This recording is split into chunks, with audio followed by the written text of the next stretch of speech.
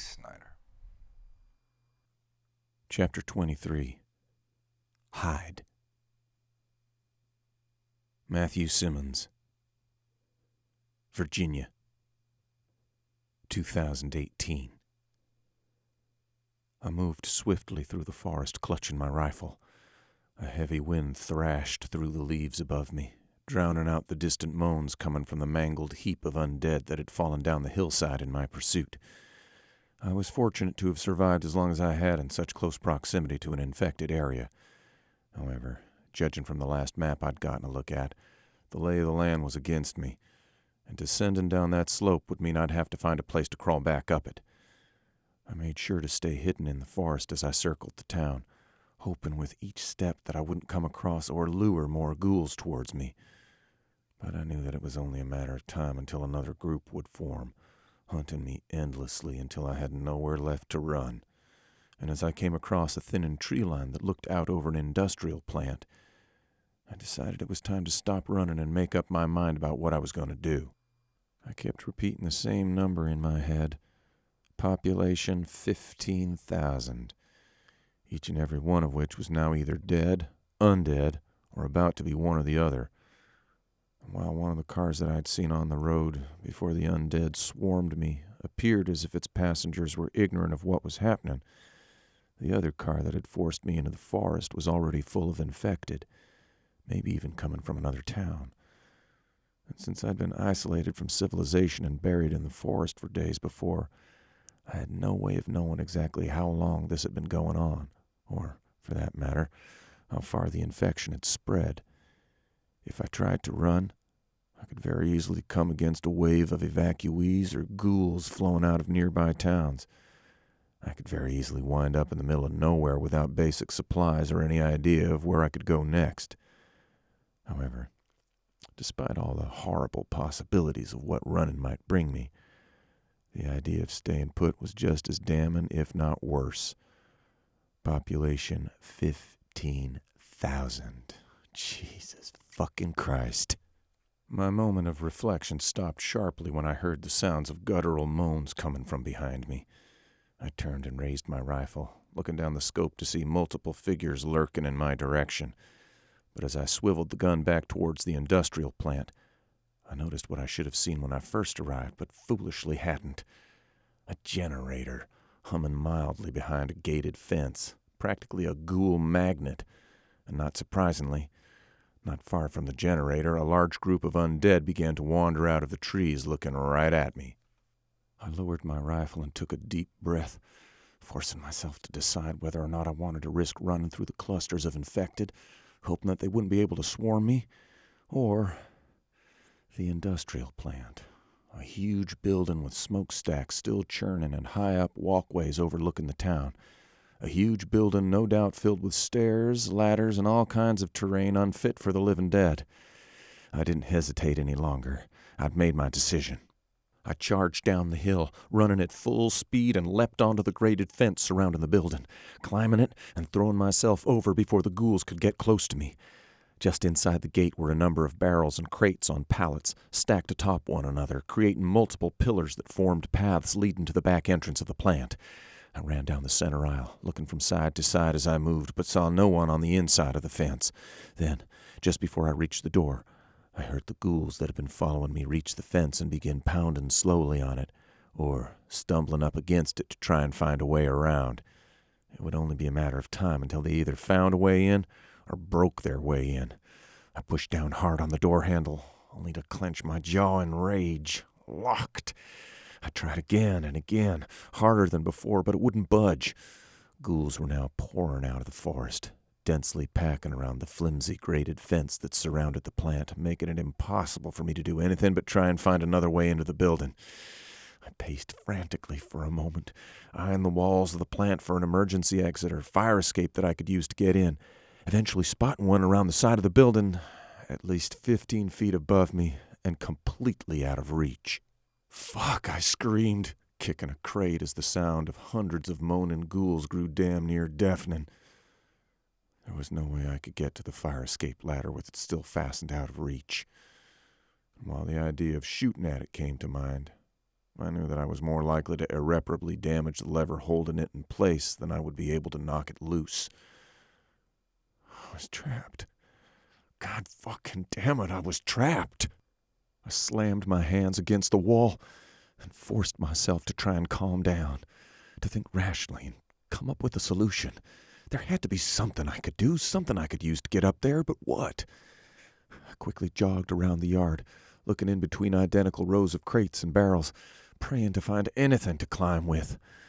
The horde of ghouls that had surrounded the plant followed me as I moved throughout the yard, pressing hard against the fence and bending it in my direction.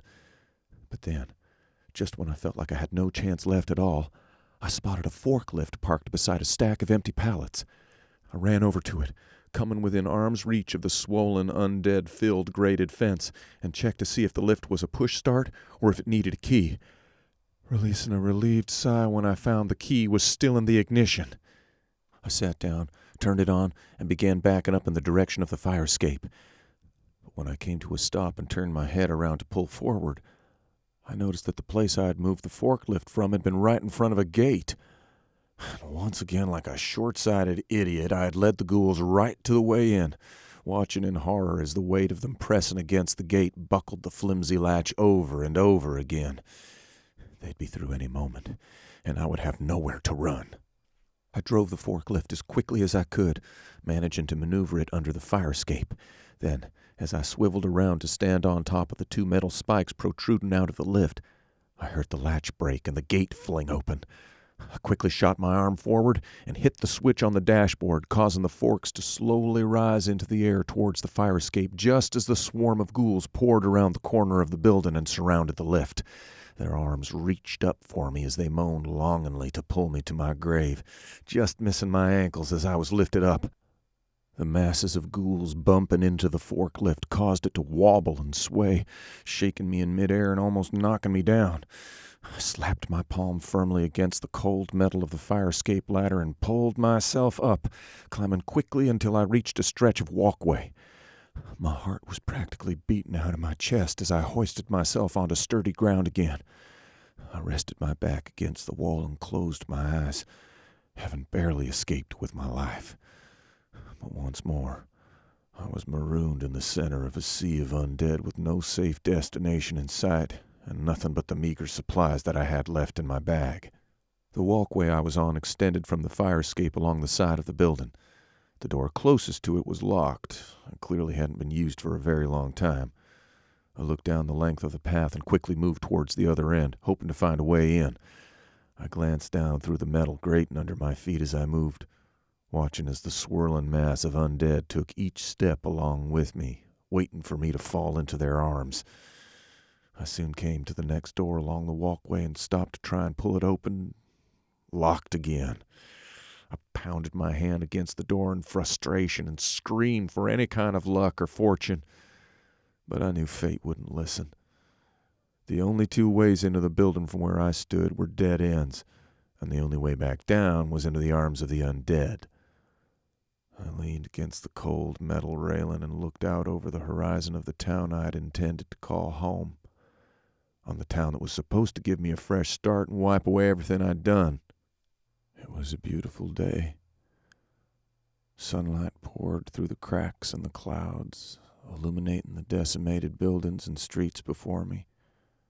Birds flew in the sky, without any concern for what was happening in the world of men. And as I stood there, I finally accepted that I couldn't run anymore. I was trapped, and I was gonna die. My rifle dangled on its strap, fastened around my shoulder, and I looked at it, wondering how many shots I would fire into the crowd of ghouls before I'd decide to aim it at myself. But I didn't want to die. I wasn't ready yet. I slowly slid down and sat quietly, trying to find some kind of peace before the end. But I couldn't think straight with the noise coming from below me. And every time I tried to decide what my last thought would be, Sebastian and his treacherous wife Anna came to mind.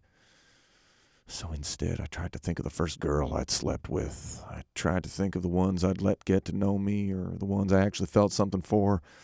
But still, my mind kept coming back to my brother and Anna.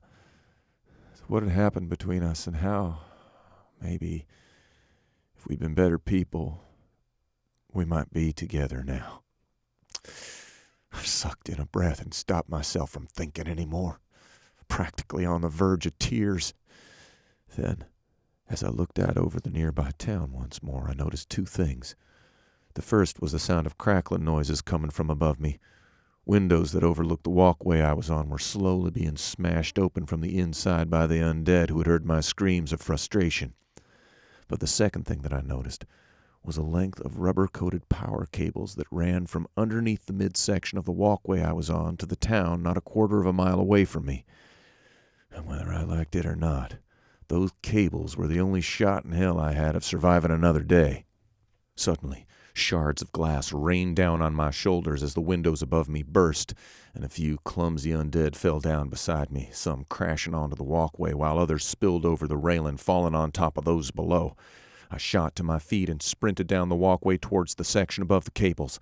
But as the ghouls staggered to their feet both in front of and behind me, lumbering in my direction with outstretched arms and open mouths, I had no choice but to swing both legs over the railing, grab onto the grated floor, and dangle underneath it, trying to find a place where I could let go and fall the 6 feet to the wire below me, praying it would either hold my weight or snap and swing me clear of the fence.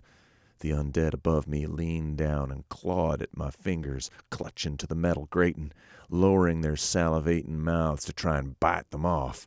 But as each one's mouth came within inches of my fingers, I moved my hands forward again and again, eventually swinging myself directly over the wire. I took half a second to stop swaying from side to side, and then, as I felt the cool saliva of a ghoul's mouth touch my fingertips, I let go and fell towards the power line. My arms wrapped around the cable that fortunately sustained my weight when I fell onto it. The force of the fall, however, caused the strap fastening my bag to unbuckle, sending all of my supplies except my rifle, sidearm, and knife down into the open arms of the undead. I dangled from the cable and looked over anxiously as the screws and welds that fastened it to the wall adjusted from the burden of my weight. But it wasn't just me that threatened to break the cable loose. It was the undead still trapped on the walkway who, now that I'd fallen, began to lean over the railing and fall towards me, barely missing the cable time after time. I threw my arms ahead of me one after the other, climbing forward along the cord as quickly as I could toward a tall wooden utility pole on the other side of the grated fence.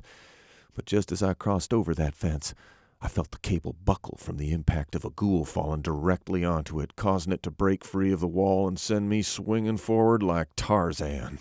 "Fuck!" I screamed, looking down to see the still active current of power shoot through the electrical cable I clung to, cause it to thrash around inside the cluster of undead, shocking some while completely igniting others into flames. I was swung hard into the side of the utility pole, barely able to deflect myself with one leg, while simultaneously trying to climb up, hopefully, before the cable I held snapped and sent me to a fiery electrical undead death. But from where I was, I could see that the screws on top of the utility pole were also starting to buckle, and the rubber on the outside of the cable was starting to crack, sending sparks shooting out from above me as I climbed. Yet, despite everything that had happened and all the odds against me, I managed to make it to the top without breaking the cable or being electrocuted. I quickly grabbed onto the next stretch of cord and lifted my legs around it, dangling upside down 40 feet above the ground alongside the treetops. The sounds of moaning ghouls faded as the fire engulfed them, burning holes into their vocal cords as they mindlessly scattered to try and find another way to get at me. And while I knew that those who stayed in one piece after the fire went out would follow me the entire length of the cable, I climbed on. At the very least, I was out of their reach for now. Like a monkey, I shimmied along each length of wire between utility poles, pausing at each one to look down at the few charred undead still able to walk. With each pause that I took, I noticed more and more fresh bodies appearing beneath me, following me all the way into the center of town and the belly of the beast. It took me nearly 2 hours to climb the full distance until, eventually, I found myself dangling from a stretch of power cables that extended near enough to a store's rooftop that I could swing myself off without getting hurt. Then, With the last remaining strength in my arms, I flung myself off the cable and landed hard atop the black gravel covering the rooftop. Only this time, I didn't spring to my feet or worry about where I would go next. This time, I lay completely still, breathing furiously in a daze of disbelief that I'd just endured every kind of misfortune and survived. The sounds around me were haunting. Only car alarms and the collective moans of the thousands of undead that filled the streets could be heard. Windows shattered under the constant barrage of ghouls tearing through what remained of the city in search of survivors. Sweat poured down my face, and I managed to swallow a thick mound of saliva that had built up in my mouth, desperate for water and rest. The sun now lay behind a thick patch of clouds, but unfortunately not the kind that would bring rain. And as much as I wanted to continue to stay still and savor the fact I was alive, my training and the protocols that had been drilled into my brain when I was younger incessantly nagged at me. I couldn't stay still long. After a few more seconds, I forced myself to get up and observe the area for threats and potential supplies. The rooftop I stood on was only slightly larger than that of the average home, but fortunately was completely flat. I leaned over the side to try and get a look at the banner protruding from the front of the building, able to read part of it and come to the conclusion that I stood atop an antique store, not exactly the kind of supplies that I needed. I then looked around me at the other stores within leaping distance from the roof, but all of them were equally useless. Until, about a block away, down a line of buildings, I noticed someone waving their arms, standing on top of another roof with a group of about 15 other people, nearly all of who soon began to wave themselves. Survivors. I uncapped the scope of my rifle and raised it up, staring down the sight and smiling largely when I saw the faces of others who were still alive, and from the looks of it, suffered no wounds and had no blood on their clothing. I lowered my gun, double-checked how well my laces were tied, and then began leaping from rooftop to rooftop until I found myself face-to-face with a group of survivors. "Where the fuck did you come from, man?" a fat man wearing a baseball cap asked as I made the final leap between buildings and rolled to a stop beside him. I stood up slowly, sore and aching to look around. As my eyes scanned the crowd of terrified and bewildered people, I spotted a few individuals lying down, while others gave them water and wiped sweat off of their brows. I ignored the question the man had asked and pointed to the people on the ground. "Have they been bitten?" I asked, already reaching for my gun. "Why? Are you a doctor?" "Have they been bitten?" I shouted, moving towards them to inspect further. "What do you mean, bitten?" a woman in the crowd asked. "Like what happened to Arnold," another woman suggested. "Which one's Arnold?" I asked, coming to stand by the 8 people who were lying flat on their backs, pale and sickly. "He didn't make it up in time," a man stated, stepping in front of me to try and calm me down. But the last thing I was going to do was relax until I knew for certain that each and every one of the people on that roof were clear of infection. "Now, we're all just as upset as you are, but let's take things one step at a time.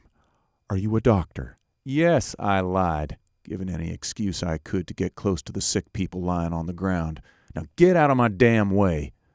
The man stepped aside and stopped trying to be amicable. "Move back, everyone," I instructed, fortunate enough to have encountered a group of people who were actually willing to listen. Everyone on the roof that wasn't laying down immediately gave me the room that I asked for. The first person I knelt over was an elderly man who had turned as white as I'd ever seen anybody. Sweat streamed down his forehead and soaked his shirt collar.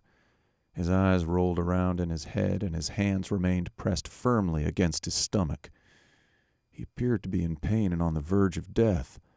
However, as I looked over every inch of him for stains of blood or any indication of injury, I couldn't find anything other than an old surgical scar. I moved on to the next person and then the next, only to find the same thing over and over. And while I tried to entertain the idea that perhaps they were only in shock or maybe a really bad flu was going around, the striking similarities between all their symptoms kept me from being so relieved. Something was wrong here, and the feeling I had in my gut wouldn't let me rest until I knew what. "How long have you been sick?" I asked the final person on the ground, who seemed the most coherent of them all. "I don't know.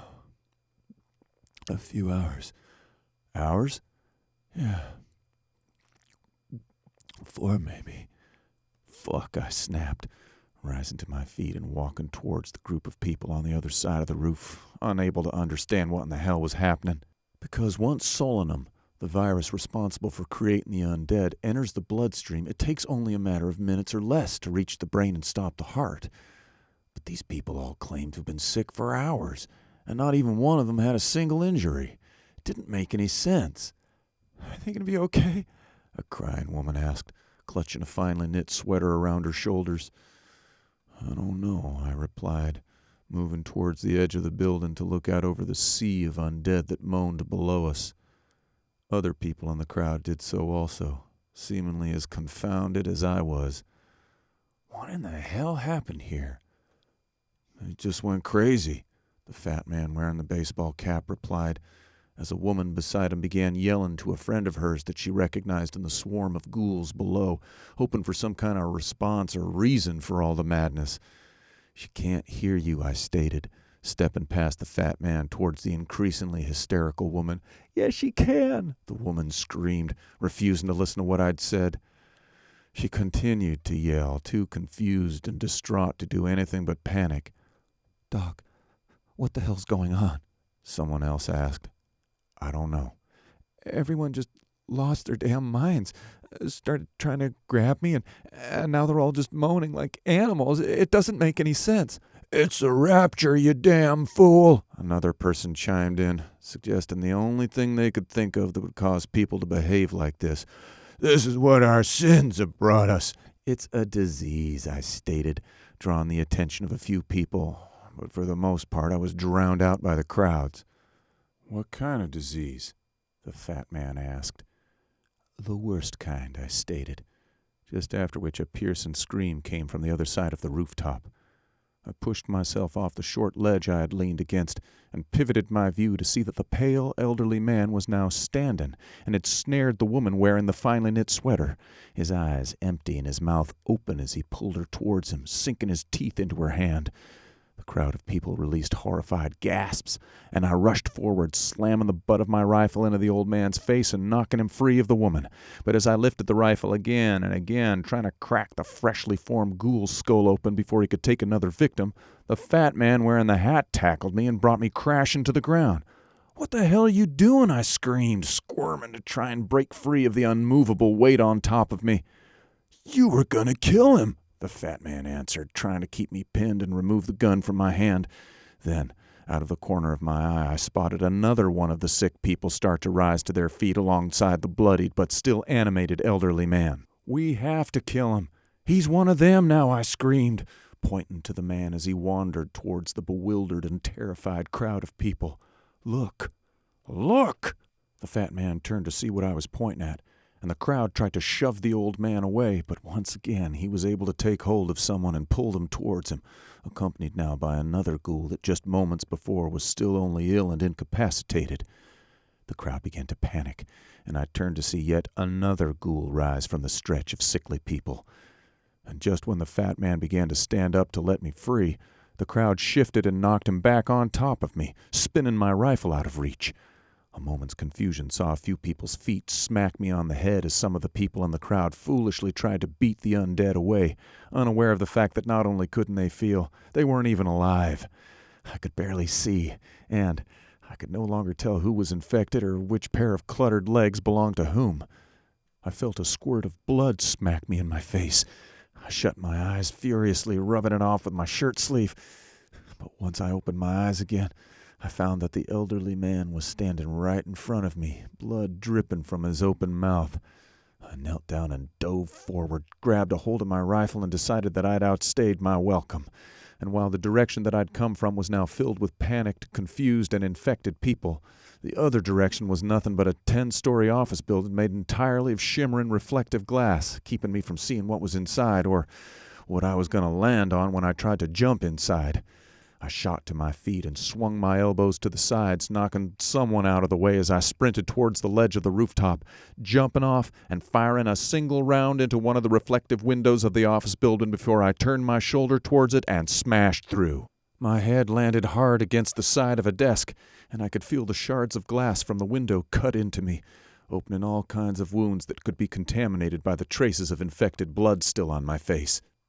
Despite the adrenaline in my system and my determination to survive, when I finally came to a stop, this time I couldn't get up.